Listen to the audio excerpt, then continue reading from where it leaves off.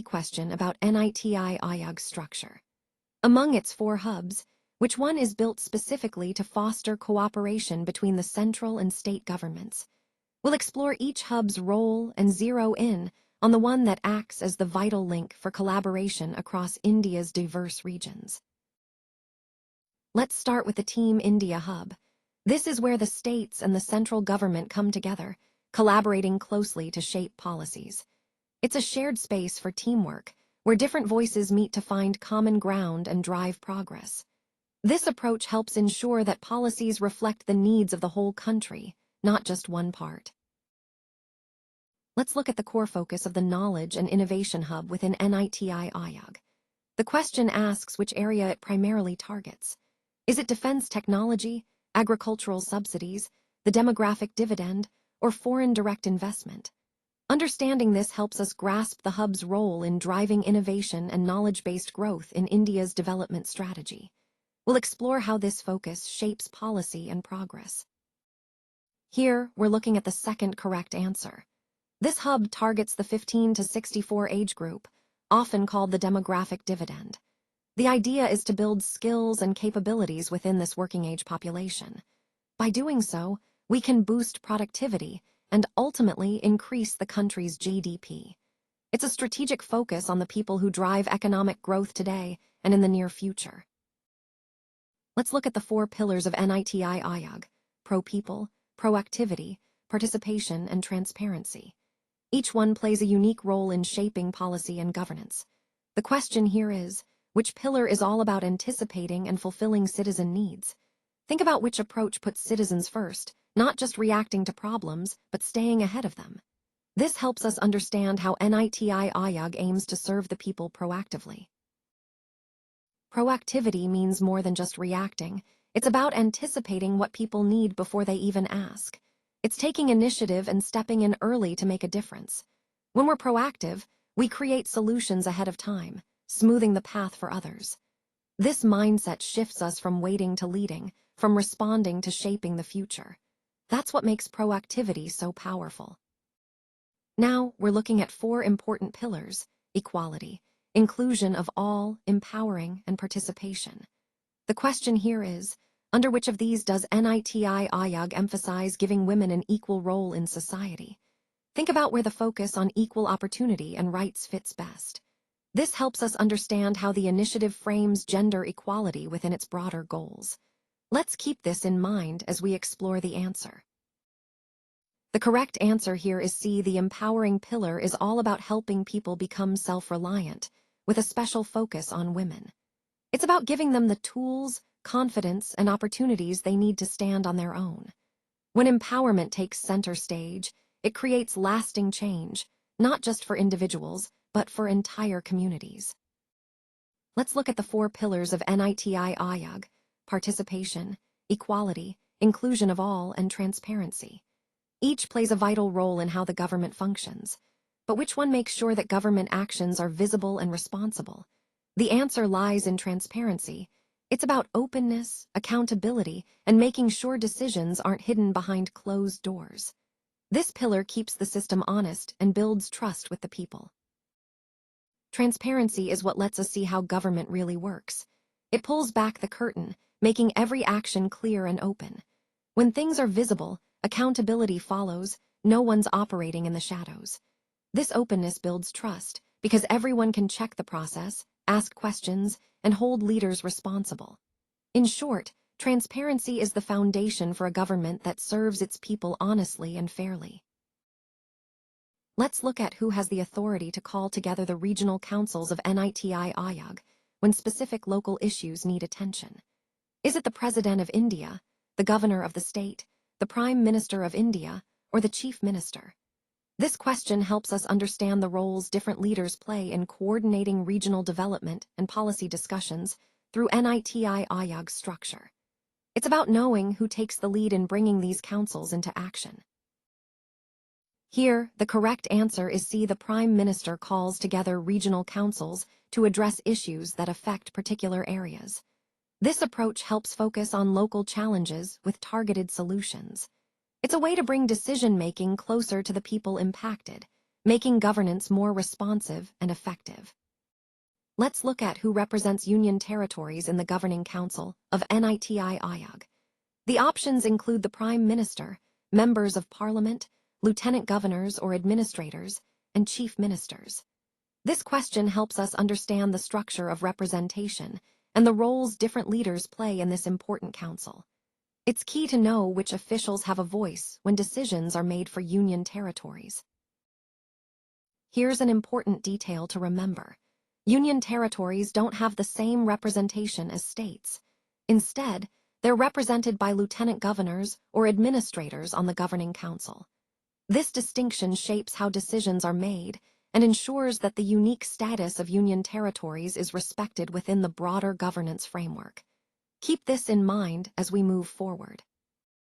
The participation pillar of NITI Aayog is all about who gets involved in shaping our future.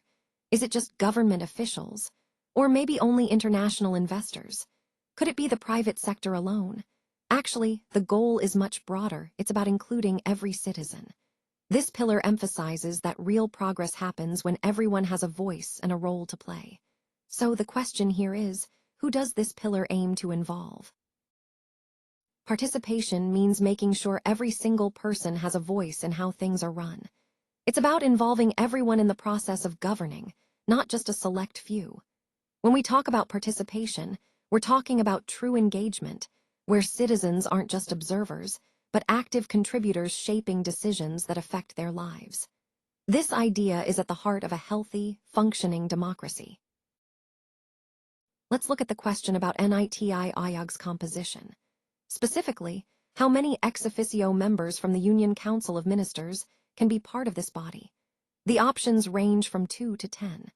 This question helps us understand the structure and the level of ministerial involvement in NITI Aayog's decision-making process.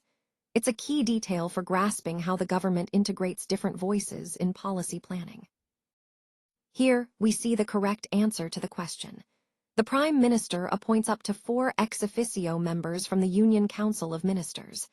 That means no more than 4 ministers can hold this special status at the same time. It's a clear limit designed to keep the council balanced and focused. This detail helps us understand how appointments are controlled within the government structure. Let's look at the question about NITI Aayog's composition. Specifically, it asks, what's the maximum number of part-time members from leading research institutions allowed? The options range from 2 to 7. Understanding this limit helps us grasp how NITI Aayog balances expertise with diverse perspectives, bringing in specialists without overwhelming the core team. It's a detail that reveals how the institution stays connected to cutting-edge research while maintaining effective governance. Here, we see a specific rule about NITI Aayog's membership. It states that the organization can include up to 2 part-time members who come from research institutions or universities. This limit helps maintain a balance between expert input and practical governance. It's a detail that shapes how diverse perspectives are brought into the decision-making process without overwhelming the core team. Let's look at different types of planning: functional, structural, core, and indicative. The question here is about which one involves the central authority asking states for their specific objectives. The goal is to keep funds focused and prevent them from being diverted elsewhere. This kind of planning ensures alignment between the center and the states, making sure resources go exactly where they're intended. It's a key part of coordinated governance and effective budgeting. In core planning, the central authority reaches out to states to understand their specific needs. This ensures that funds are directed to essential areas, the ones that can't be diverted or delayed. It's about making sure resources go exactly where they're needed most, without distractions or detours. This approach keeps the focus sharp and the support effective. When we talk about structural planning in the Indian context, it's important to understand what it's really aimed at. It's not just about relying on private sector development alone, nor is it about chasing short-term yearly targets. Instead, structural planning focuses on creating new resources to address challenges like unemployment. It's about going beyond simply using existing resources without change. It's about transformation and building a foundation for long-term growth. This question helps us clarify those key goals. Let's talk about structural planning. This approach is all about creating new resources to fix deep-rooted problems, like when there just aren't enough jobs available. Instead of just patching things up, structural planning aims to build a stronger foundation that can support long-term growth and opportunity. It's a proactive way to address the gaps that hold communities or systems back. Functional planning asks us to think about how we organize and manage resources to meet specific goals. It can mean different things, from planning for a long-term horizon, like 20 years, to focusing solely on one sector, such as government. Sometimes it's about making the most of what we already have, without shaking up the entire system. Other times, it involves changing the very economic structure itself. This slide invites us to consider which approach best defines functional planning. Let's talk about functional planning. It's all about making the most of what you already have, your current structure, your existing resources. Instead of starting from scratch, you look at how to use these elements more effectively. It's a smart way to improve performance without unnecessary change. So, when we say functional planning, we mean working smarter within the framework that's already in place. When we talk about planning that stretches over 15 to 20 years, we're dealing with something quite strategic. This kind of long-term planning looks far ahead, setting the direction for the future.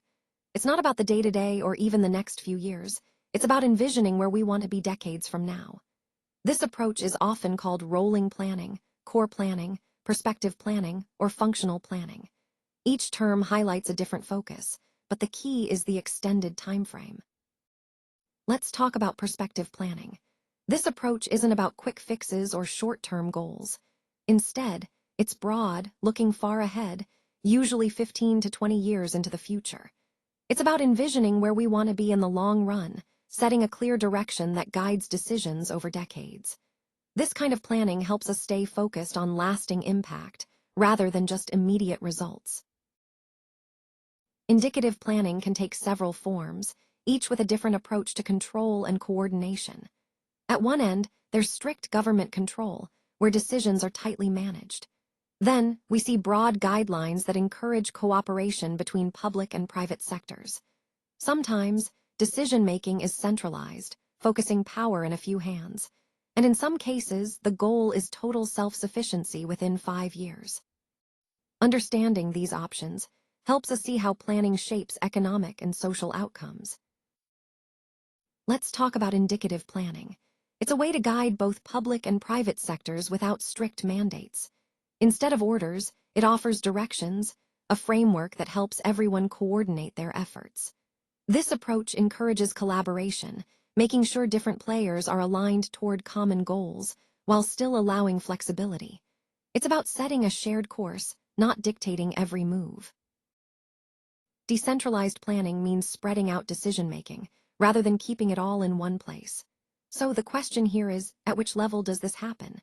Is it just the central government? Or only the state government? Maybe only international bodies? Or is it a mix, involving multiple levels like the center, state, and even local bodies such as panchayats? Understanding this helps us see how power and responsibility are shared in planning processes. The correct answer here is decentralized planning. This approach spreads decision-making power across various levels of government, rather than concentrating it in one place. By doing this, it allows for more tailored solutions that fit local needs, while still maintaining coordination across the broader system. Decentralized planning helps balance authority and encourages collaboration, making governance more responsive and effective overall. Let's look at the different types of planning mentioned here: centralized, functional, indicative, and core planning. The question asks which one was adopted for the first time during the 8th five-year plan, between 1992 and 1997. This slide invites us to think about how planning strategies evolved during that period, marking a shift in approach for the first time in India's economic development. It's a key moment in understanding the country's planning history. The correct answer here is C. The 8th plan marked a shift to indicative planning. This means the government moved towards a more collaborative approach, where both public and private sectors coordinate their efforts. Instead of strict directives, the plan set broad guidelines, encouraging flexibility and partnership.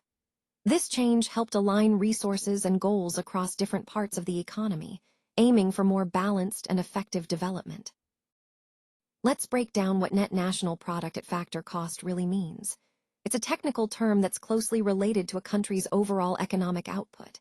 The options here include gross domestic product, per capita income, national income, and gross national product. Understanding the difference between these helps us see how value is measured in an economy, from what's produced within borders to what's earned by nationals, minus depreciation. This question tests that exact knowledge. Here, we see the correct answer to the question. Option C, net national product at factor cost, is equal to national income. This means when we adjust for depreciation and measure income earned by factors of production within the economy, we arrive at national income. It's a key concept that links production and income in macroeconomics, helping us understand the true earnings generated by a nation's resources. Let's break down how to calculate net national product at factor cost. We're looking at different formulas involving GNP, GDP, depreciation, indirect taxes, and subsidies. The key is understanding how these elements combine to adjust from market prices to factor cost. This question challenges us to identify the right formula, the one that correctly accounts for taxes and subsidies to arrive at NNP at factor cost. It's a crucial step in national income accounting. Here, we see the correct answer is option B. This formula works by stripping away the distortion caused by taxes while adding back any subsidies. The goal is to reveal the true factor cost, the real economic cost of production inputs, without government interference. Understanding this helps us get a clearer picture of costs in their purest form. Let's break down the GDP deflator. It's a key measure that helps us understand price changes in the economy. Specifically, it's calculated as the ratio of nominal GDP to real GDP. Nominal GDP reflects current prices, while real GDP adjusts for inflation. So, by comparing the two, the GDP deflator shows us how much prices have shifted over time. This makes it a powerful tool for distinguishing between growth, driven by actual output, and growth caused by rising prices. Here's the correct formula we're looking for. It's the ratio of nominal GDP divided by real GDP, multiplied by 100. This calculation gives us a clear measure, showing how much prices have changed over time, separate from actual growth. It's a key step in understanding economic inflation and comparing output across different years. Keep this formula in mind as we move forward. When we talk about real GDP, we're focusing on measuring economic output in a way that strips out the effects of price changes over time. That means we use base year, or constant prices, not current market prices, future prices, or global averages. This approach lets us compare the true growth in goods and services without the noise of inflation or deflation. It's a clearer picture of how the economy is really doing. Here's the key point. Real GDP adjusts for inflation by using prices from a base year. That means it strips out the effect of rising prices, so we get a clearer picture of actual economic growth. It's not just about how much money is spent, but how much stuff is really produced, without inflation clouding the view. This makes real GDP a more accurate measure over time. Let's break down this question about gross national product, or GNP. The formula here is GNP equals GDP plus X minus M. We're asked to identify what X stands for. Well, in this context, X represents total exports, the value of goods and services sold abroad. It's a key part of the calculation because exports add to the nation's income. So when we see X in this formula, think of the money coming in from exports. Here, we're looking at the correct answer to question 22. The letter X stands for income that Indians living abroad send back home. It's all about money flowing from outside the country to support families and communities back in India. This concept is key to understanding how remittances impact the economy and daily life. Now, we're looking at a question about economic indicators. It asks which measure is considered the best indicator of economic development. The options include GDP, GNP, per capita income, and total revenue. Each one tells us something different about an economy, but one stands out as the most reliable way to gauge overall development. Let's think about what each means, and which gives us the clearest picture of economic progress. Here, we see the correct answer. Option C, per capita income, is a key measure because it shows the real improvement in people's quality of life and overall development. It goes beyond just raw numbers, reflecting how wealth translates into everyday living standards. So, when we track progress, per capita income gives us a clearer picture of true economic well-being. Let's break down the concept of factor cost. It refers to the payments made for the 4 key factors of production. These factors are land, labor, capital, and entrepreneurship. Each plays a vital role in producing goods and services, and factor cost captures the total payments made to them. Understanding this helps us see how income flows within an economy, from resources to the people and businesses that provide them.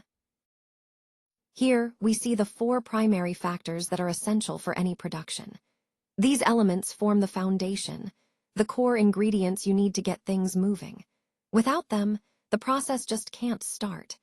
Understanding these factors helps us grasp what drives production forward and why each one plays a crucial role in making the whole system work. Let's talk about moral suasion, a subtle but powerful tool the RBI uses in credit control. Instead of enforcing rules with mandates, the RBI persuades banks to follow its guidelines voluntarily. It's about influencing behavior without direct orders. This can involve encouraging banks to adjust loan interest rates or nudging them to support government initiatives like selling bonds or increasing the cash reserve ratio. Moral suasion relies on trust and cooperation rather than compulsion. Here, we see the correct answer is option C. Moral suasion is a qualitative approach used by the RBI to encourage banks to behave in a particular way. Instead of enforcing rules, it relies on persuasion and influence, appealing to the bank's sense of responsibility. It's a subtle but powerful tool, one that helps guide banking practices without formal regulation. This approach reflects how dialogue and trust can shape financial behavior effectively. Let's break down the concept of the marginal requirement in banking. It's essentially the difference between 2 key financial elements. This slide lists several pairs, from account balances, interest rates, loan values, to costs. Our focus is on understanding which pair the marginal requirement actually compares. It's a crucial concept that helps banks manage risk and liquidity by ensuring they hold enough resources relative to their obligations. We'll explore this in more detail as we move forward. Here, we're looking at the correct answer to a question about a specific tool. The right choice is B. It's a qualitative tool used to regulate the quality of bank loans. That means it's not just about numbers or hard data, but about assessing factors that influence how well those loans perform. This approach helps banks manage risk and maintain healthy lending practices over time.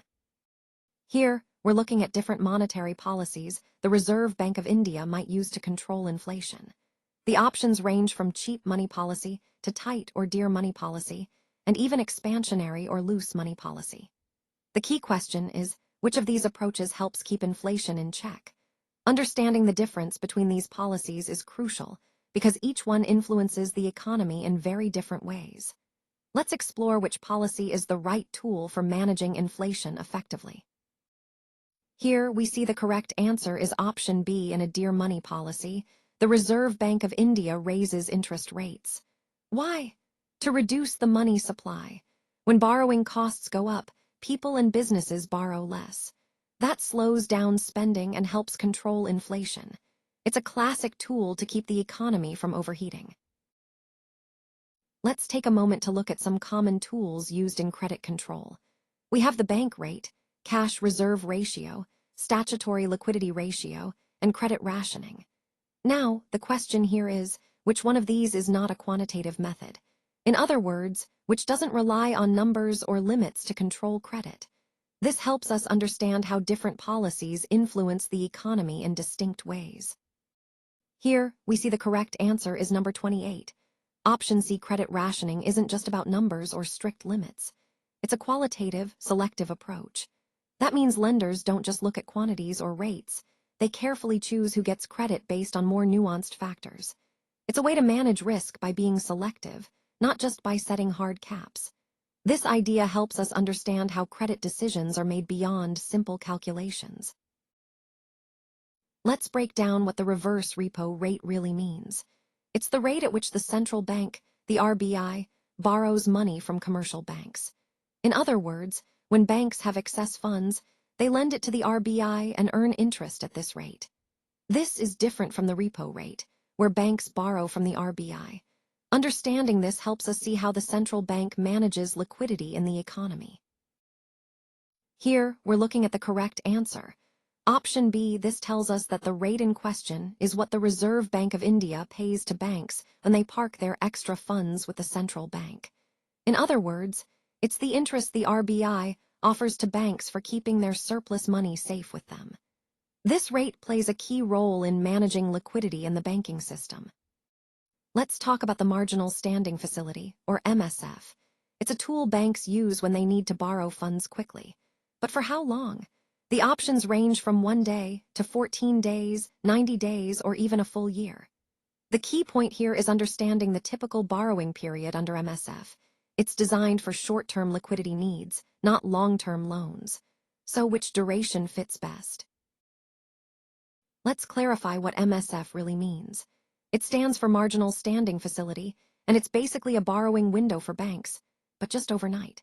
That means banks can borrow funds for 1 day, usually to meet short-term liquidity needs. It's a quick fix, not a long-term loan. This facility helps banks manage their cash flow smoothly, especially when they face unexpected demands. Understanding this is key to grasping how central banks support the banking system. Let's look at the loan limits under the Pradhan Mantri Mudra Yojana, specifically the Shishu category. This category is designed to support small businesses and startups with initial funding. The question here is, what's the maximum loan amount available under Shishu? The options range from 50,000 to 1 crore. Understanding this helps us grasp how the scheme fuels grassroots entrepreneurship. Let's look at the correct answer here. Shishu loans are designed specifically for startups or first-time entrepreneurs. They offer financial support up to 50,000. This makes them ideal for those just getting started, providing a crucial boost without overwhelming debt. It's a targeted way to help new businesses take that first step toward growth and stability. Let's look at the maximum loan amounts available under the Taran category of Mudra loans. The options range from 50,000 to 25 lakh rupees.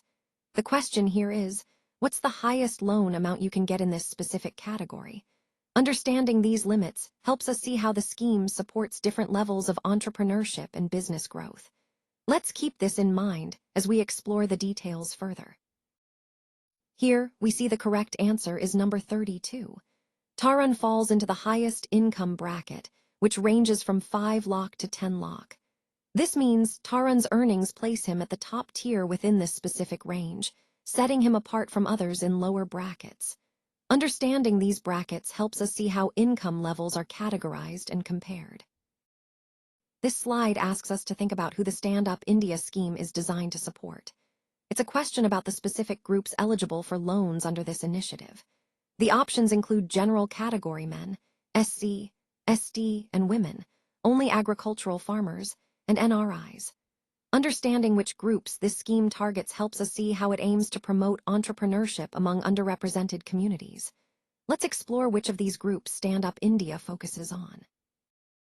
The correct answer here is B. This option highlights how the initiative encourages entrepreneurship specifically among scheduled castes, scheduled tribes, and women. It's about creating opportunities and empowering these groups to start and grow their own businesses. This focus not only supports economic inclusion, but also drives social progress by fostering independence and innovation where it's needed most. Let's take a look at the range of loans available under the Stand Up India scheme. They start from as low as 10,000 and go up to 10 crore. To break it down, Category A covers loans between 10,000 and 50,000.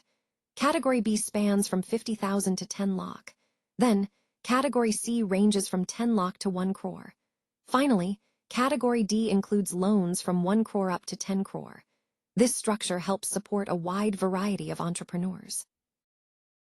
Here, we see the correct answer is number 34. Option C, it tells us that loans are approved specifically for greenfield projects within this range. In other words, new developments or initiatives that start from scratch fall under this category for financing. This detail helps clarify how funding is allocated for different types of projects, which is key to understanding the broader process we're exploring. Let's look at the key players involved in refinancing and regulating MDRA and Stand-Up India loans. The question asks us to identify the main authority responsible for this role. Among these options, IRDA, SIDBI, SEBI, and NABARD, one stands out as the primary regulator. Understanding which organization holds this responsibility helps clarify the framework supporting these important financial initiatives. Let's keep this in mind as we explore their functions. Here, we see the correct answer highlighted. It's option C. The Small Industrial Development Bank of India, or SIDBI, is the regulator responsible for these schemes. SIDBI plays a key role in supporting and overseeing initiatives aimed at industrial growth and development. Understanding which institution governs these programs helps us grasp how the system functions and who drives policy implementation. Let's talk about Mission Indradhanush, launched in 2014. This health initiative zeroes in on immunization, but who exactly is it targeting?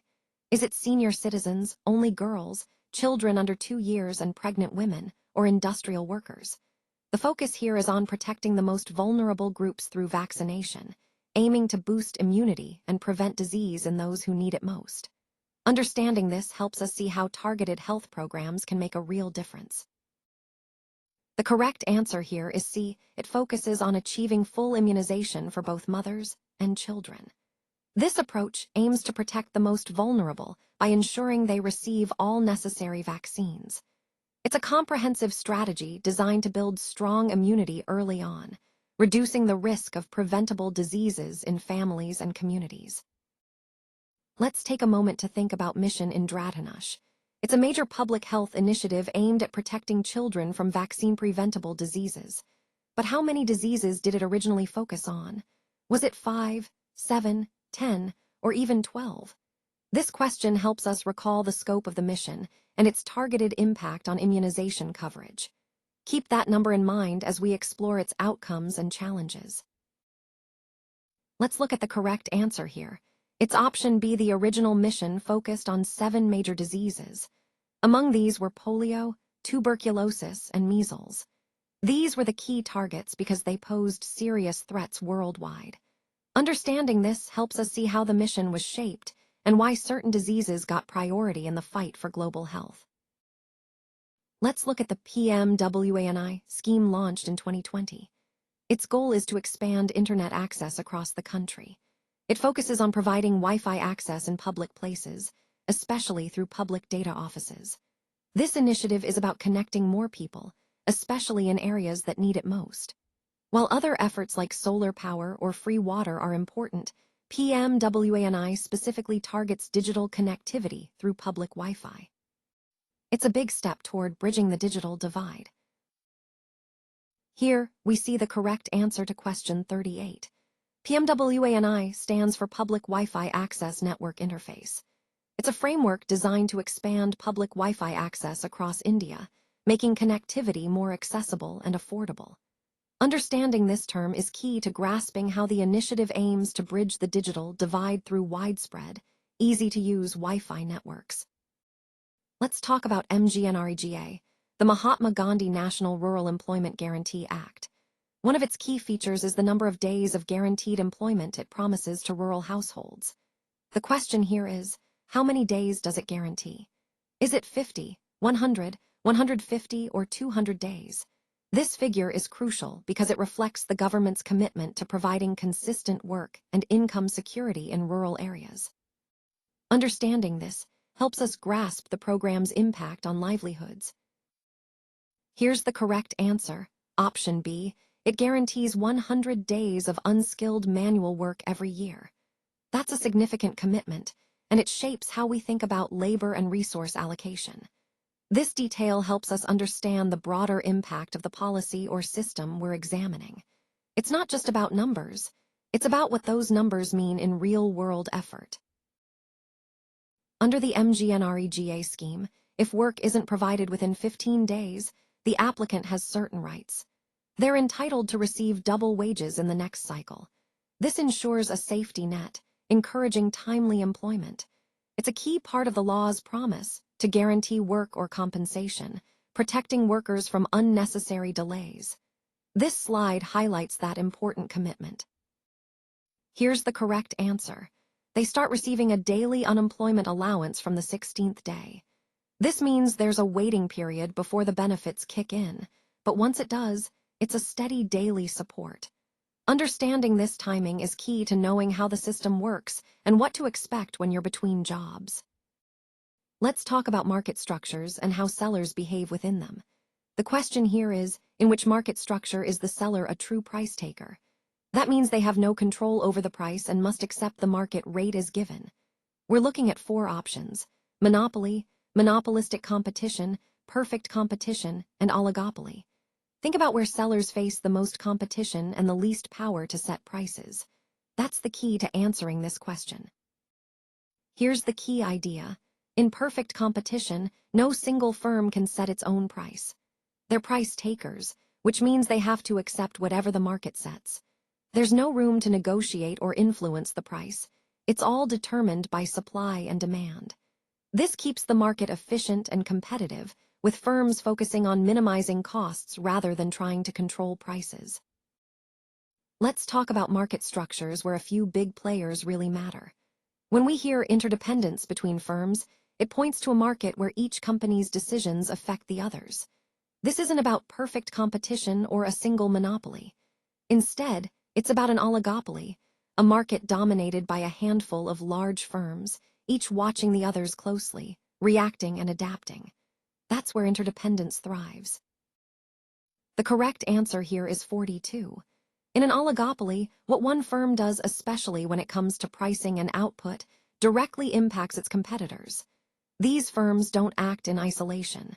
Instead, they watch each other closely, knowing that any change can ripple through the market. This interdependence shapes their strategies and keeps the market dynamic. Let's talk about the idea of a bilateral monopoly. This happens when there's exactly one seller and one buyer in the market. It's a unique setup where both sides hold significant power, because neither has competition. On this slide, you'll see different market scenarios, but the bilateral monopoly is specifically the one with one seller and one buyer. This concept helps us understand how negotiations and pricing work when both parties rely solely on each other.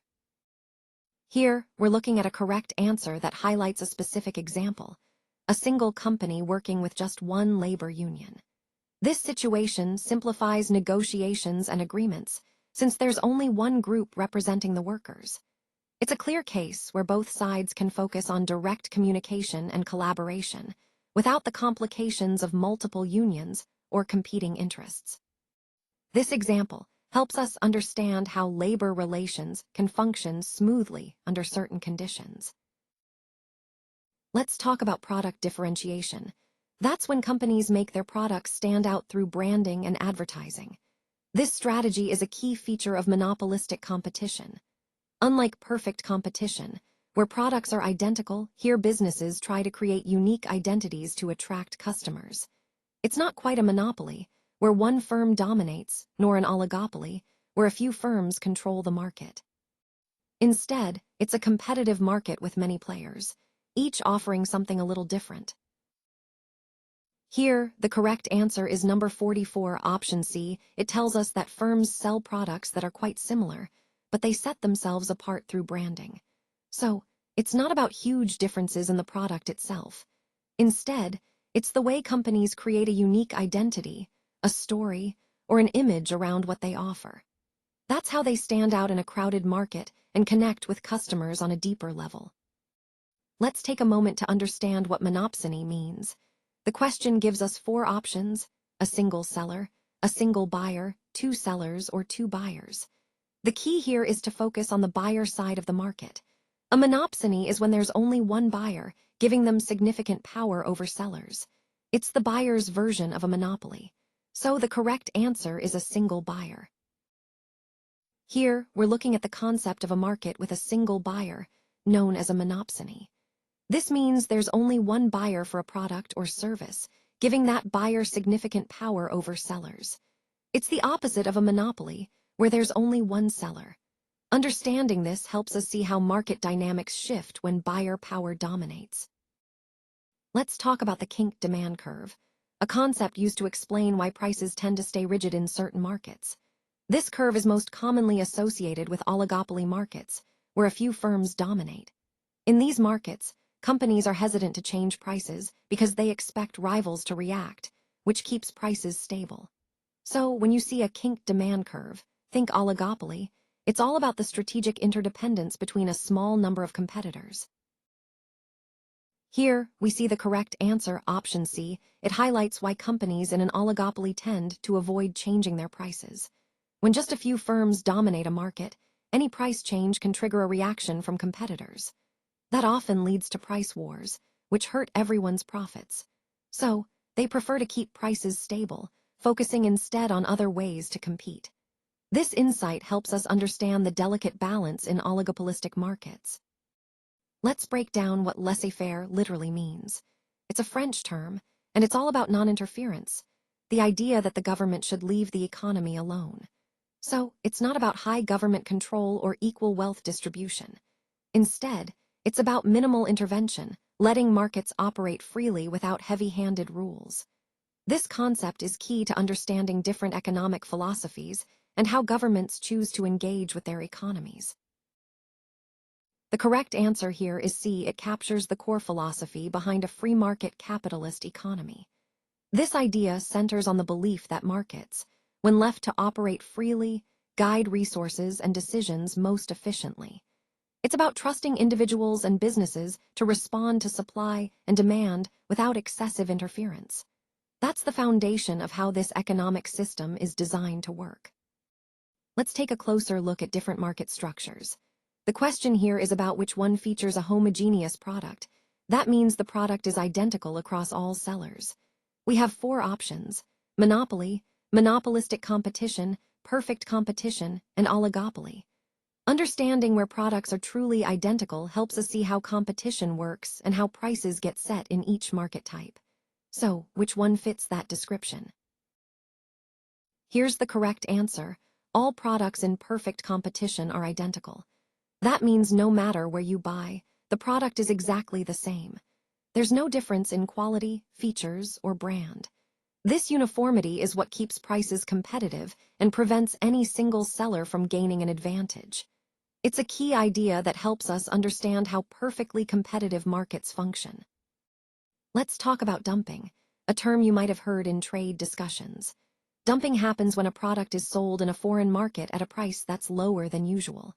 But lower compared to what? It could be below the product's marginal cost or even the cost of production.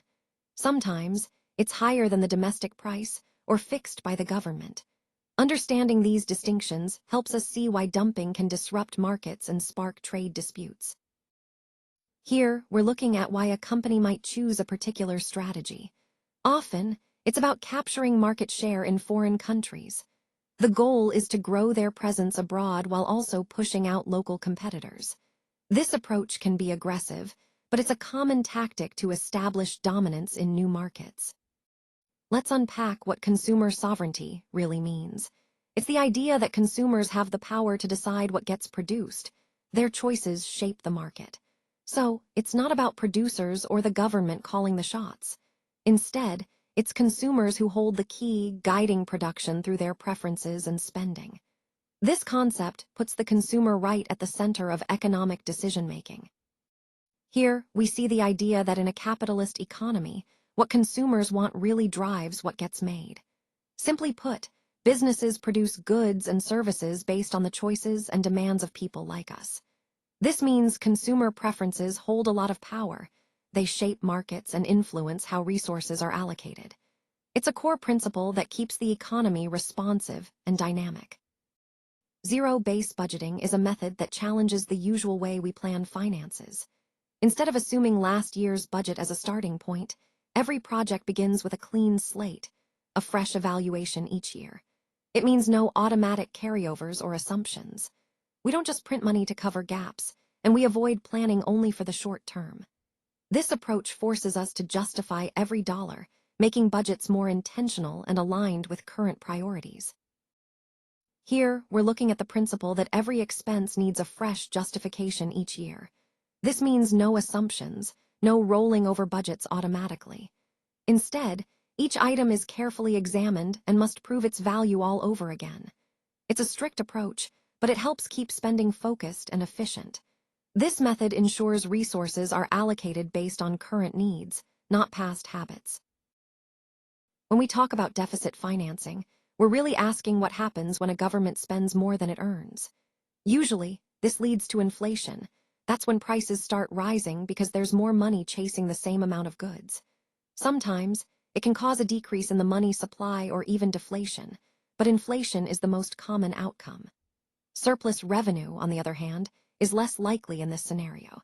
So the key takeaway is that deficit financing often fuels inflation.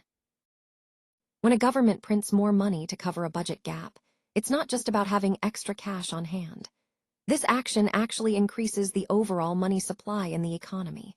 More money chasing the same amount of goods and services tends to push prices up. So, printing money like this can lead to inflation, where the cost of living goes higher, sometimes faster than wages or savings grow. It's a tricky balance to manage. Let's look at what counts as non-plan expenditure in a budget. This category includes things like subsidies, defense spending, and interest payments. In fact, all these options fall under non-plan expenditure. So when we talk about non-plan spending, we're referring to all of the above, the routine costs that keep the government running, as opposed to new development projects or plans. It's a critical distinction in understanding how budgets are structured. Here, we see the correct answer is D. These expenditures aren't linked to any specific projects within the 5-year plan. Instead, they cover costs that stand apart from individual initiatives, giving us a clearer picture of how resources are allocated beyond targeted efforts.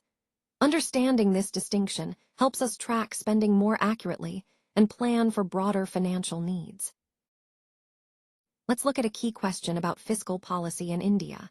Which ministry is responsible for it? The options include the Ministry of Commerce, Finance, Statistics, and Home Affairs.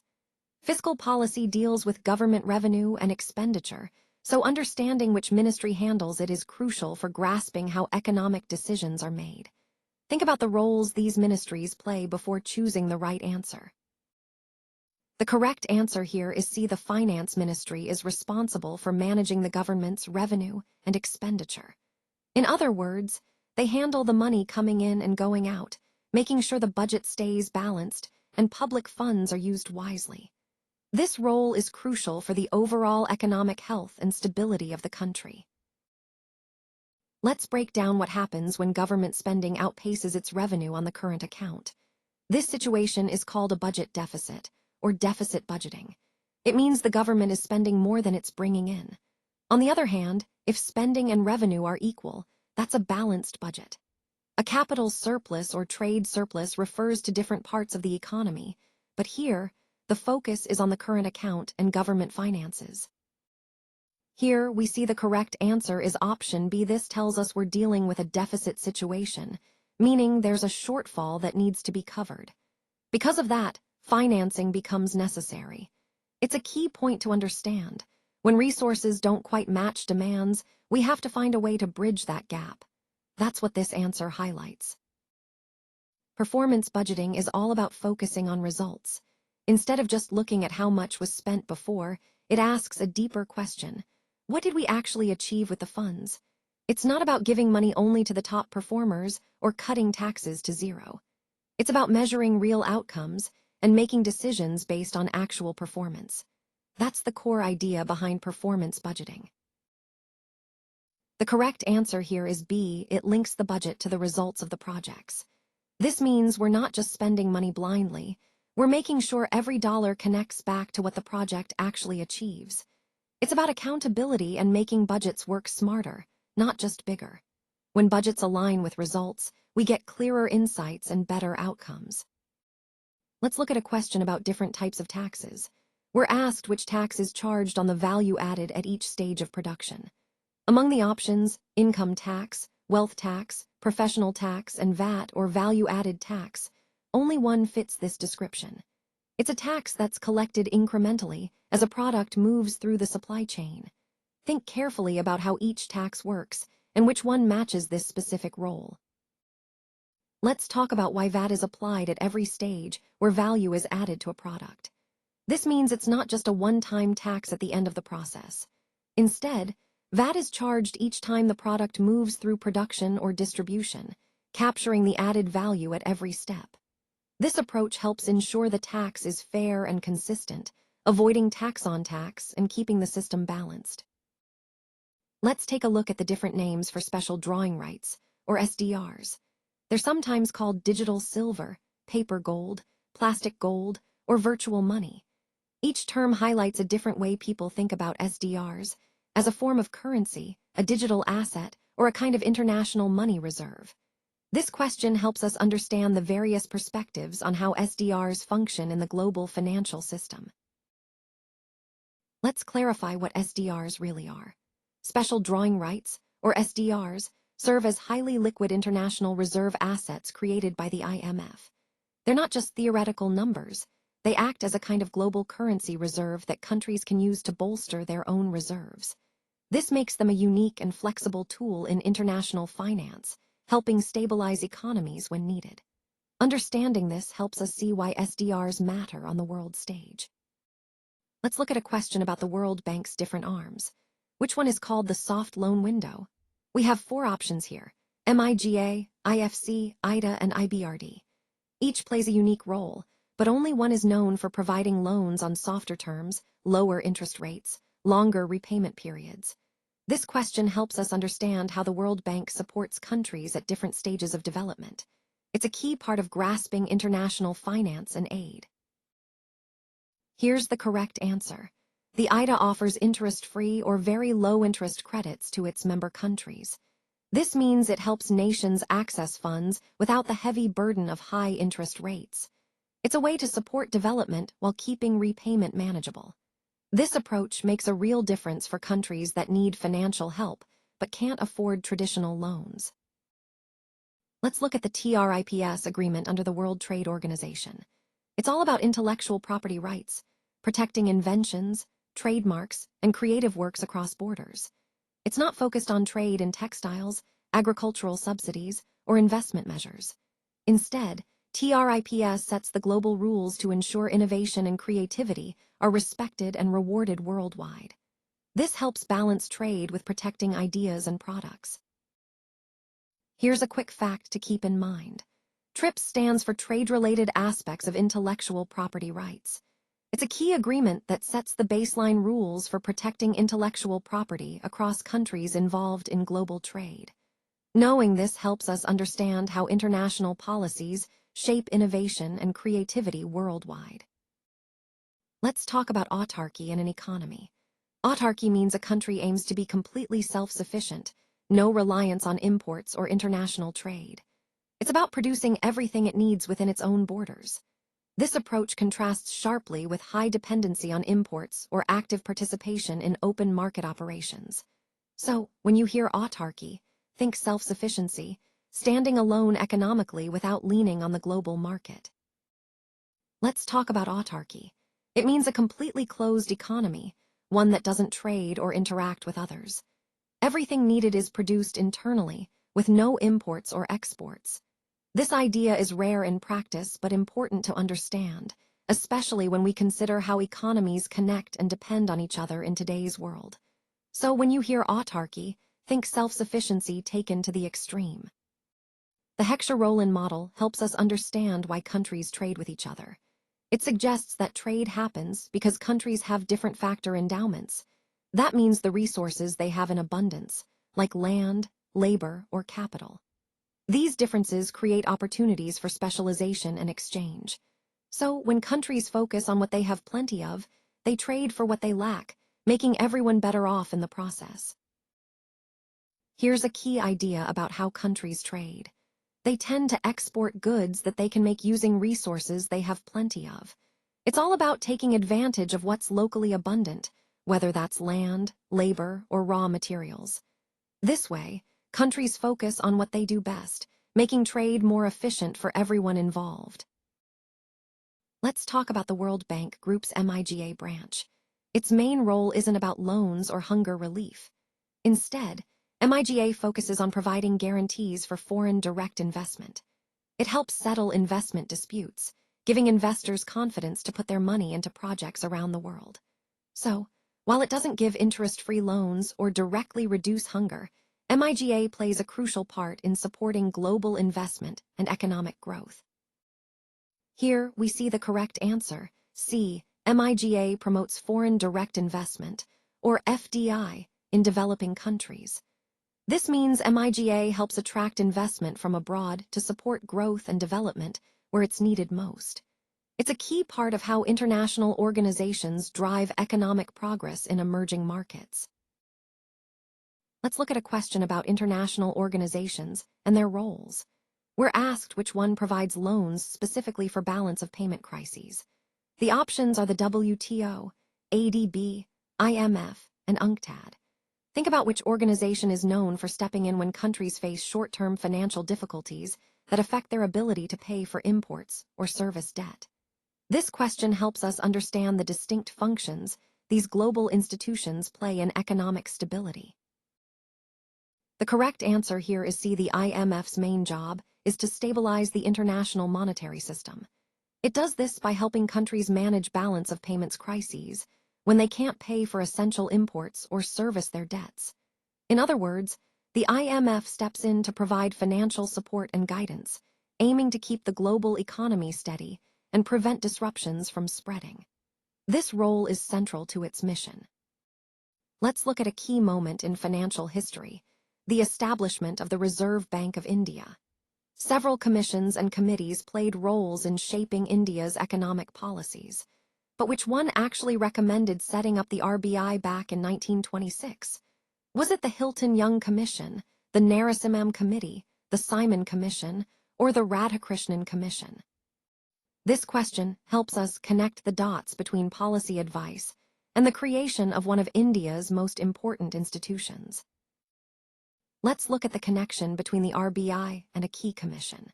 The Reserve Bank of India was established following the recommendations of this particular commission. Understanding which commission influenced its formation helps us grasp the RBI's origins and the reasoning behind its structure. This detail is crucial for anyone studying India's financial history or the development of its central banking system. Let's talk about the first Indian commercial bank to launch credit cards. This question highlights some of the biggest names in Indian banking: HDFC Bank, ICICI Bank, Central Bank of India, and State Bank of India. Each has played a significant role in the country's financial landscape. But when it comes to pioneering credit cards in India, one of these banks took the lead and changed the way people access credit. It's a key milestone in India's banking history. Here, we're looking at the correct answer to a question about banking history. The Central Bank of India takes the spotlight as the pioneer. It was one of the earliest banks established in the country, setting important precedents for the financial system that followed. Recognizing this helps us understand how modern banking evolved from these foundational institutions. Let's look back to 1980 and focus on the second round of bank nationalizations. The question here asks us to identify how many banks were nationalized during that period. The options range from 6 to 20. This helps us understand the scale of government intervention in the banking sector at that time, a key moment in financial history. Keep these numbers in mind as we explore the impact of those decisions. Let's look at the key fact here. On April 15, 1980, 6 banks were nationalized. This was a significant move, marking a major shift in the financial landscape. Nationalization means the government took control of these banks, changing how they operated and were managed. Understanding this moment helps us grasp the broader economic and political context of that time. Regional rural banks, or RRBs, have a unique setup when it comes to who regulates and sponsors them. The options here include the Reserve Bank of India alone, NABARD combined with nationalized banks, the State Bank of India by itself, or only the central government. Understanding which institutions play these roles helps us see how RRBs fit into the broader banking system and support rural development. This question challenges us to identify the correct combination behind their regulation and sponsorship. Here, we see the correct answer is number 68. NABARD, the National Bank for Agriculture and Rural Development, plays a key role by regulating regional rural banks, or RRBs. These banks, in turn, are sponsored by nationalized commercial banks. This relationship helps ensure that rural banking services are well managed and supported by larger, established institutions. It's a crucial part of the financial ecosystem in rural India. Here, we're looking at a question about the location of SIDBI's headquarters. The options are 4 major Indian cities: Mumbai, Delhi, Lucknow, and Kolkata. This slide tests our knowledge of where this important financial institution is based. It's a straightforward question, but knowing the right answer helps anchor our understanding of India's economic landscape. Let's see which city holds the key role as SIDBI's home.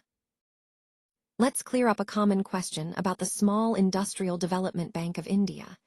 The correct answer is that it's based in Lucknow. This detail might seem small, but it's important for understanding the bank's regional influence and role in supporting industrial growth. Remembering where key institutions are located helps us grasp the bigger picture of economic development across the country. Let's look at the organizations playing key roles in India's development. The question here asks, which one acts as the country?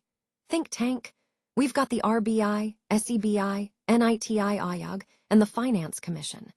One of these is specifically designed to provide strategic advice and policy recommendations to the government.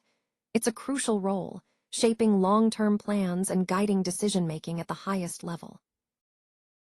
Here, we're looking at the correct answer. Option B, NITI Aayog, is recognized as the premier policy think tank in India. It plays a key role in shaping strategies and guiding government initiatives.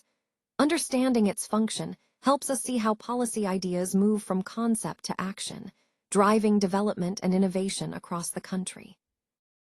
Gresham's law is a fascinating economic principle with a few key ideas. It tells us that bad money tends to drive out good money from circulation. People hoard the valuable stuff and spend the less valuable. The slide also mentions related concepts, like how supply can create its own demand, and that inflation often moves in step with debt levels. Understanding these points helps us see the bigger picture behind money and markets. Here, we're looking at the idea behind the correct answer, number 71. It's all about how currency moves through an economy, how money changes hands, from person to person, business to business. This circulation is what keeps the economic engine running, fueling trade, investment, and growth. Understanding this flow helps us grasp the bigger picture of how economies function day to day. Let's talk about how populations grow according to the Malthusian theory. It suggests that population increases at a geometric or exponential rate. That means it doesn't just add a fixed number each time, it multiplies. So, the growth accelerates over time, doubling and redoubling. This idea contrasts with slower rates, like arithmetic or linear growth, where increases happen steadily but not explosively. Understanding this helps us grasp the pressures on resources and why population dynamics matter so much. Here's the key idea.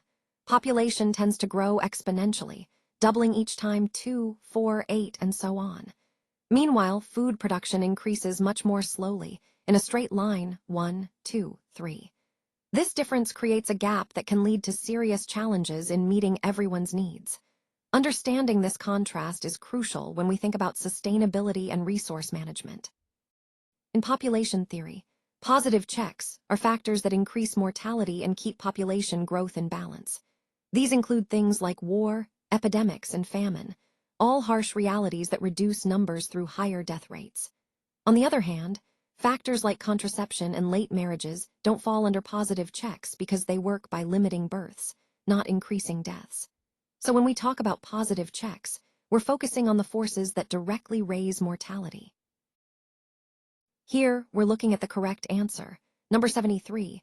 Option C, these events are natural or social calamities. Things like disasters or crises. that cause a drop in population. They're significant because they directly impact the number of people in a community or region, often with lasting effects. Understanding these helps us see how populations change not just from birth and death, but from sudden, sometimes unexpected events. Let's talk about logistic growth, a concept that describes how populations grow in nature and industry. It happens when resources aren't unlimited, but instead, a habitat reaches what we call its carrying capacity. At this point, growth slows down because there's only so much the environment can support. It's not about birth rates dropping to zero, and it's definitely not limited to industrial sectors. Understanding this helps us see how growth naturally balances itself over time. Here, we see the correct answer is option B. Growth slows down and eventually stops as resources become limited.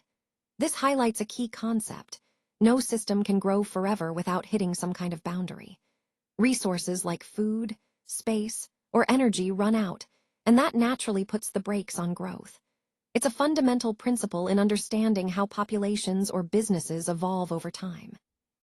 Let's talk about disguised unemployment and how it affects marginal productivity. When we say marginal productivity is high, it means each additional worker adds significant value.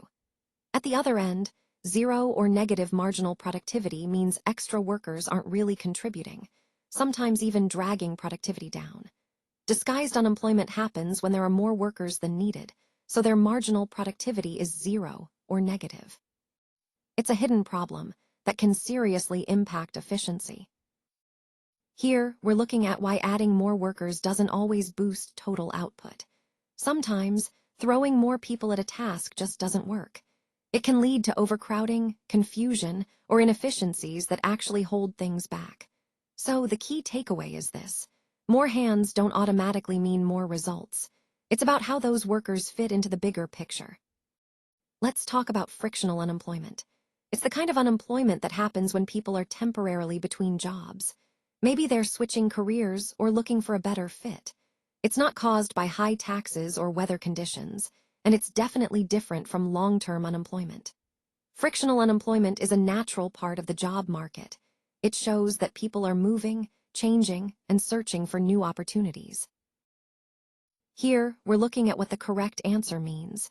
It's the time someone spends between leaving one job and finding another.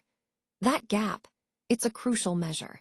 It tells us about transitions, about how quickly people move through changes in their work lives. Understanding this helps us see the bigger picture of employment patterns and economic health. Let's talk about the innovation theory of profit. This idea helps us understand where profits come from in a changing economy.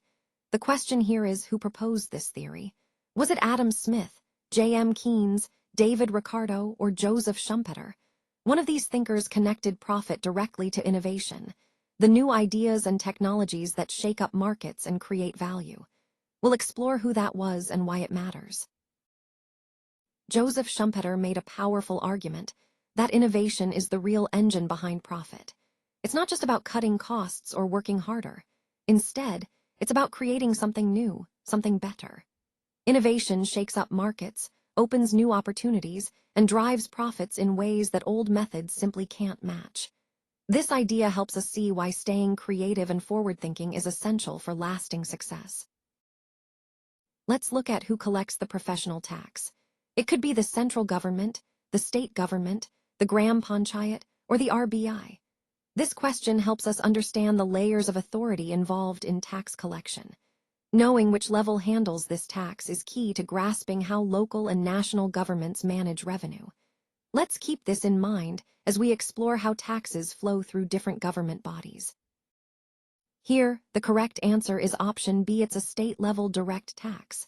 This means the tax is imposed directly by the state government, rather than through local or federal authorities. Understanding the level at which a tax applies helps clarify who is responsible for collecting it, and how it impacts taxpayers within that jurisdiction. It's a key detail in grasping the structure of taxation systems. Let's look at different types of taxes and how they relate to income. When the tax rate stays the same no matter how much you earn, that's called a proportional tax. It's a flat rate, applied equally across all income levels. This is different from progressive taxes, which increase with income, or regressive taxes, which take a larger percentage from lower incomes. Understanding these distinctions helps us see how tax policies impact fairness and revenue. Here, the correct answer is option C. The tax burden is the same percentage for everyone. This means that regardless of income or wealth, each person pays the same proportion in taxes. It's a flat tax system, where fairness is defined by equal rates, not equal amounts. This idea often sparks debate, but it's important to understand how it shapes the overall tax structure. Let's talk about why indirect taxes are often called regressive. The key idea is that these taxes tend to take a larger share of income from those who earn less. In other words, they hit the poor harder than the rich. This happens because indirect taxes are usually applied uniformly, regardless of income level. So, even though they're the same amount for everyone, they represent a bigger burden for those with lower earnings. That's what makes them regressive. Here, we see the correct answer. Everyone pays the same tax on a product, no matter how much wealth they have. This kind of tax is called a flat or regressive tax because it doesn't change based on income or ability to pay. It's simple, but it can affect people differently depending on their financial situation. Understanding this helps us think about fairness and how taxes impact different groups in society. Let's talk about the Gini coefficient, a key measure in economics. It's used to understand income inequality within a population. Unlike inflation, unemployment, or agricultural growth, the Gini coefficient specifically looks at how evenly or unevenly income is distributed. A higher Gini means more inequality, while a lower one suggests a fairer spread of wealth. It's a crucial tool when we want to grasp the social and economic divides in any society. The correct answer here is C. This concept measures statistical dispersion. In other words, how income is spread out across a population. It helps us understand inequality by showing whether income is concentrated among a few or more evenly distributed. This measure is crucial for analyzing economic fairness and guiding policy decisions. The Phillips curve illustrates a key relationship in economics between inflation and unemployment. It suggests that when unemployment is low, inflation tends to rise, and when unemployment is high, inflation usually falls. This idea helps us understand the trade-offs policymakers face when trying to balance economic growth with price stability. So the Phillips curve connects two crucial factors, inflation and unemployment, showing how they influence each other in the broader economy. Here, the correct answer is option B. It tells us there's an inverse relationship between the two variables. That means as one goes up, the other goes down. Understanding this kind of relationship helps us predict how changes in one factor might affect the other. It's a key insight when analyzing data or trends. Let's take a moment to think about the father of economics. This is the person who laid the groundwork for how we understand markets and wealth today. The question asks, who wrote Wealth of Nations? You might recognize this name as a key figure in economic thought. It's a chance to connect history with the ideas that still shape our world. The answer here is Adam Smith. Here, we see the correct answer highlighted. Adam Smith is recognized as the founder of modern economics. His ideas laid the groundwork for how we understand markets, trade, and wealth today. This slide reinforces that key fact, helping us connect the dots between economic theory and its origins. It's a simple but important point to remember as we explore the broader topic. Let's take a closer look at the term paper gold. It's a nickname for an asset that's not physical gold itself, but represents its value in a different form. Among the options here, treasury bills, Bitcoin, special drawing rights, and gold jewelry, only one fits this description. The question invites us to think about how gold's value can be held or traded without actually owning the metal. It's a subtle but important distinction in understanding modern finance. Let's clear up a common misconception. The correct answer here is B. SDRs, or special drawing rights, act as the International Monetary Fund's reserve currency. They're not a traditional currency you can hold or spend, but they represent a claim to foreign currencies, helping stabilize global finance. Understanding this helps us see how the IMF supports countries in times of economic stress. Let's talk about Operation Flood, a landmark movement in agricultural history. It's best known as the White Revolution, which transformed dairy production in India. This initiative turned the country from a milk-deficient nation into the world's largest milk producer.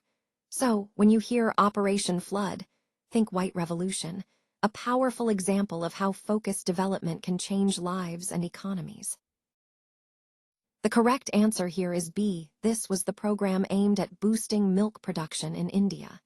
It played a crucial role in transforming the dairy industry and improving nutrition across the country.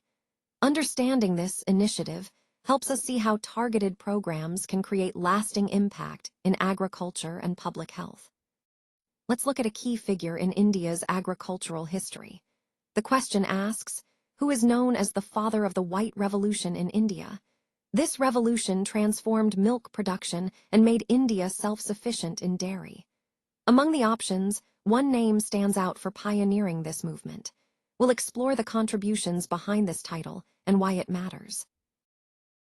The correct answer here is B. He was the architect of Operation Flood.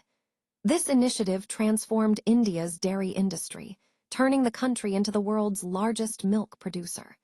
It's a powerful example of how visionary leadership can create lasting change, impacting millions of lives through innovation and determination. Let's take a moment to explore the different types of gold and their common names. We have yellow gold, white gold, green gold, and brown gold, each with distinct colors and characteristics. Now, the term bamboo is a nickname that's often used for one of these. This question invites us to connect that colloquial name with the right type of gold. It's a small detail, but it reveals a lot about how we describe materials in everyday language. Here, we see the correct answer is number 87. Option C, it's called green gold because of its high utility. Its value and usefulness are what earned it that nickname. This term highlights how important and beneficial it is, much like gold, but with a green twist that often points to sustainability or natural resources. Understanding why it's called green gold helps us appreciate its significance in the bigger picture. Let's look at the Sukanya Samriddhi Yojana, a savings scheme designed for the girl child. One key detail is the age limit for opening an account. The question here is, up to what age can the account be opened? Is it 5 years, 10 years, 12 years, or 15 years? Understanding this helps us know how long families have to start saving under this plan. It's an important piece of the puzzle when planning for a girl child's future. Here, we see the correct answer is option B. This choice follows the standard scheme rules that were outlined earlier, especially regarding deposit limits. It's important to remember these rules. They guide us in making consistent and fair decisions within the system. So, when we apply those principles carefully, option B stands out as the right call. Let's talk about the PM Ujjwala Yojana, launched back in 2016. This initiative provides free access to essential items aimed at improving everyday life. Among the options listed, it's focused on LPG connections, making clean cooking fuel available to households that need it most. This program is a big step toward better health and convenience, reducing reliance on traditional fuels. It's a clear example of how targeted support can make a real difference.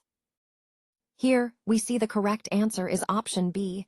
It focuses on providing free LPG connections, specifically for socially backward classes. This initiative aims to support those who have historically faced social and economic disadvantages, ensuring they gain access to cleaner cooking fuel. It's a targeted approach to promote equity and improve living conditions for marginalized communities. Let's take a closer look at Sasheet, a portal launched by the Reserve Bank of India. What exactly does it help us check? Is it interest rates, stock prices, illegal money collection and financial frauds, or student loans? This question challenges us to understand the specific role of this platform in the financial ecosystem and how it helps protect and inform users. The correct answer here is B. It helps track illegal financial activities. This is key because monitoring these transactions lets authorities identify and stop fraud, money laundering, and other crimes. By keeping a close eye on financial flows, we can protect the system and make it harder for bad actors to operate. Tracking this activity isn't just about numbers. It's about safeguarding trust and security in our economy. Let's look at a question about the symbol for the Indian rupee. Who designed it?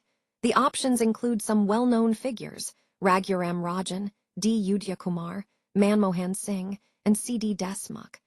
One of these names is the creator of the symbol we see on currency notes and digital platforms today. This question tests our knowledge of design and history combined. The correct answer here is B. He's an IIT Bombay student who designed it back in 2010. This highlights how innovation can come from fresh perspectives. Students, young minds, ready to challenge the status quo and create something new. It's a reminder that great ideas often start in unexpected places, driven by passion and curiosity. Let's take a moment to think about the history of the Reserve Bank of India. Who was its very first Indian governor? Was it Osborne Smith, C.D. Deshmukh, Manmohan Singh, or Urjit Patel? This question helps us connect with the early leadership that shaped India's central banking. It's a reminder of how individuals can influence the course of a nation's financial journey. Here, we see the correct answer highlighted. It's option B. Sir Osborne Smith was indeed the very first to hold the position. But the important distinction is that C.D. Deshmukh was the first Indian to do so. This slide helps us appreciate the historical context, showing the transition from colonial leadership to Indian leadership in this key role. It's a small detail, but one that marks a significant moment in history. Now, we're looking at a key moment in history, the year of Great Divide for the Indian population. The question asks us to identify which year marks this significant turning point. The options span from 1901 to 1951, covering important decades of change. Each date represents a different era, but only one truly stands out as the pivotal year when major demographic shifts occurred. Let's consider what happened during these years to find the right answer. Here, we see that the correct answer is 93, pointing us to option B. The year 1921 is significant because it marks the beginning of steady population growth. This moment sets the stage for the changes and developments that follow, showing us when growth really took hold and became consistent. It's a key turning point in understanding the population trends we're exploring today. Let's take a moment to look back at history. The question here is about the very first bank established in India. We have four options: State Bank of India, Bank of Hindustan, Bank of Bengal, and Punjab National Bank. This question helps us understand the origins of banking in India, a key piece of financial history that shaped how the system evolved over time. It's a chance to connect with the roots of modern banking in the country. Here, we see the correct answer, number 94, which tells us that the Bank of Hindustan was the very first. This fact highlights an important milestone in banking history. It's a reminder of how financial institutions have evolved over time, starting from those early foundations. Understanding where things began helps us appreciate the journey to where we are today. The term Blue Revolution refers to a significant increase in fish production, much like the Green Revolution did for crops. It's all about boosting aquaculture and fisheries to meet growing food demands. So, when you hear Blue Revolution, think fish, not fertilizers, oilseeds, or indigo. This slide helps us connect that idea clearly. The correct answer here is C. It focuses on developing the fisheries sector. This means the initiative or plan is designed to support and grow fishing activities, which can boost the economy, create jobs, and ensure sustainable use of aquatic resources. Understanding this helps us see where the priorities lie and how targeted efforts can make a real difference in a specific industry. Let's talk about stagflation, a tricky economic situation. It's when the economy faces high unemployment and high inflation at the same time, but growth is low. So, you get the worst of both worlds. Prices keep rising, but jobs are hard to find, and the economy isn't expanding. This combination makes it tough for policymakers to fix things quickly, because the usual tools can make one problem worse while trying to solve the other. The correct answer here is C. It describes an abnormal, stagnant economic condition. This means the economy isn't growing as it should, it's stuck, not moving forward.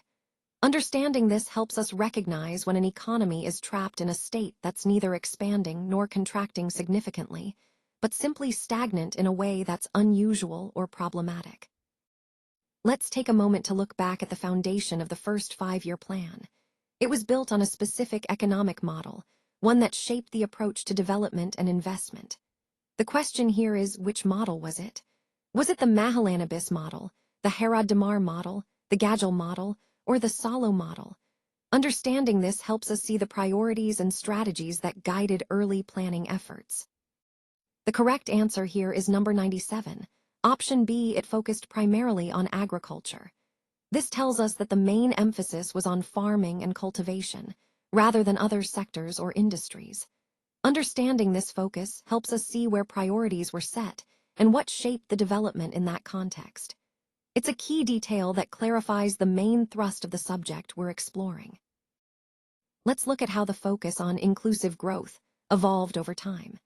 The question asks us to identify which plan first made inclusive growth a primary objective. We have 4 options, ranging from the first plan all the way to the 12th plan. Understanding when inclusive growth became a central goal helps us see how priorities shifted in planning and development strategies. It's about pinpointing the moment this idea took center stage. The correct answer is number 98. Option C, the 11th plan, was all about speeding up growth while making sure it reached everyone, more inclusive, more widespread. It wasn't just about growing faster, but growing smarter, with benefits that touched all parts of society. This focus shaped policies that aimed to balance progress with fairness, setting the stage for sustainable development. Here, we're looking at a question about the Gagel Yojana and its connection to India's 5-year plans. The slide asks us to identify which plan it's another name for. We have 4 options, from the first plan through to the 4th. This kind of question tests our knowledge of historical economic policies and their timelines. Let's think about when the Gagel Yojana was introduced and which plan it aligns with. Here, we see the correct answer highlighted. It's option C, the 3rd plan is commonly known as the Gagel Yojana. This name is important because it connects the plan to its origin, reflecting the vision and leadership behind it. Recognizing these names helps us understand the historical context and the impact these plans had on development strategies. Let's keep this in mind as we move forward.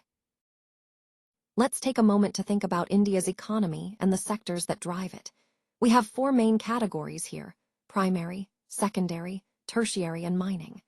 Primary covers agriculture, secondary is industry, tertiary includes services, and mining stands on its own. Now, the question is, which of these sectors contributes the most to India's GDP right now?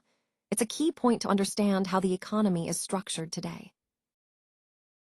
To wrap up, the key point here is that the service sector contributes the largest portion of national income. This highlights how vital services are to our economy, often outpacing industries like manufacturing or agriculture. Understanding this helps us see where growth and opportunity are most likely to happen.